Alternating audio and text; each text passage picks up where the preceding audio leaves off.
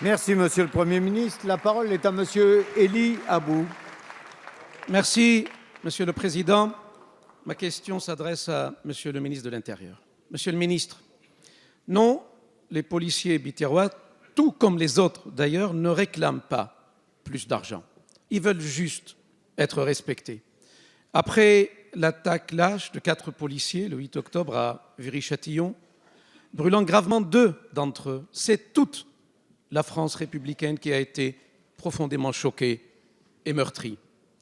Et d'ailleurs, à Lyon, à Dijon, nos policiers ont subi pratiquement le même sort. Jusqu'à présent, la France souffrait, doutait, mais les Français s'en remettaient traditionnellement à la solidité de nos forces de l'ordre.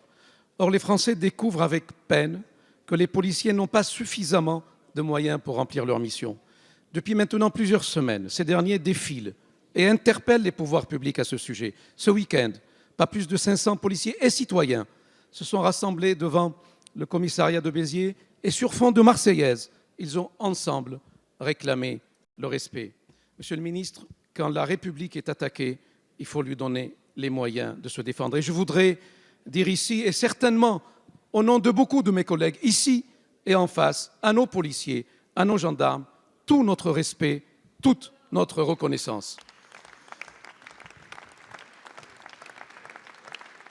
À Béziers, par exemple, les policiers manquent de tout, Monsieur le ministre. Véhicules anciens, matériel obsolète, locaux vétustes et particulièrement inadaptés à leur nouvelle mission.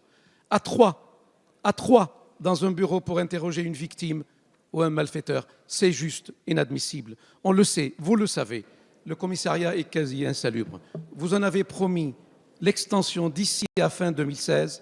Il nous reste quelques semaines, Monsieur le ministre. À Béziers, comme ailleurs, qu'allez-vous faire pour notre police? Merci. Merci. La parole est à Monsieur Bernard Cazeneuve, ministre de l'Intérieur.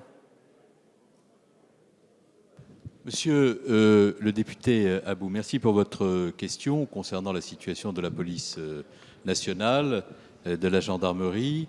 Et je souhaite que l'on puisse aborder cette question, comme l'ensemble des questions qui touchent à la sécurité, avec la volonté de rassurer et de donner des gages à ceux qui sont en première ligne pour assurer la sécurité des Français dans un esprit qui soit le plus rigoureux possible. Si la situation est ce que vous décrivez, c'est parce que depuis de nombreuses années, de très nombreuses années, il n'y a pas eu suffisamment d'investissement sur l'immobilier des forces de police, sur le matériel, et que beaucoup de questions sont restées en suspens. Qu'est-ce que nous faisons concrètement? D'abord, pour ce qui concerne les questions qui touchent au respect, les questions qui touchent aux moyens de la police nationale, je veux parler des moyens juridiques, nous avons pris des engagements et nous les tiendrons. D'ici à la fin du mois de novembre, des dispositions législatives seront présentées concernant la légitime défense. Il y a actuellement un groupe de travail qui se réunit et qui permettra d'aller au bout de ce que nous avons déjà engagé, puisque je rappelle que nous avons, nous, modifié le régime de la légitime défense en juin, qu'il y a des compléments qui sont demandés et nous en tenons compte. 2, sur l'anonymisation, qui est la garantie que les forces de l'ordre pourront être protégées lorsqu'elles interviennent dans des quartiers sensibles.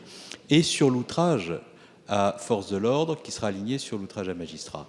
Il faut, bien entendu, rehausser les moyens. Nous avons augmenté de 15% les crédits d'investissement pour la police et la gendarmerie. C'est ce qui a permis, par exemple, l'an dernier, de livrer 7000 véhicules dans la police et les gendarmeries. Et je souhaite que nous puissions, en urgence, compte tenu d'une violence qui monte, donner à la police et à la gendarmerie les moyens de compléter les matériels dont ils ont besoin. Et c'est la raison pour laquelle nous avons mis en place ce plan de 250 millions d'euros. J'irai réceptionner les premiers matériels à Creil dans quelques jours et je préciserai le calendrier précis de livraison à la sécurité publique de l'ensemble des matériels dont celle-ci a besoin.